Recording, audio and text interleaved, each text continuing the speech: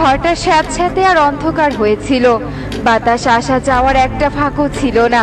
অন্ধকার ঘরে আলো বাতাসের অভাবে সব মিষ্টি আলু পচে গিয়েছিল। লোভে পড়ে টুনি নিজের সব জমানো টাকা আর গহনা বিক্রি করে তা দিয়ে মিষ্টি আলু কিনে ফেলেছিল।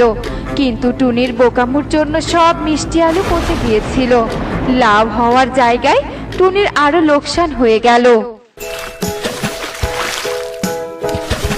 তো বন্ধুরা, এই গল্প থেকে আমরা এটাই শিক্ষা পেলাম যে আমাদের লোভ করা উচিত নয়। লোভ করলে সবার লোকসানই হয়, যেমন আমাদের গল্পে টুনির হয়েছে। এমনই সব মজার মজার শিক্ষণীয় টুনি পাখির গল্প দেখতে আমাদের পাশেই থেকো। আর গল্পটি কেমন হয়েছে তা কমেন্টে জানাতে ভুলো না কিন্তু। Bye bye. টুকি, টুকি, এদিকে আয়। দেখ আমার গাভীর কত সুন্দর একটা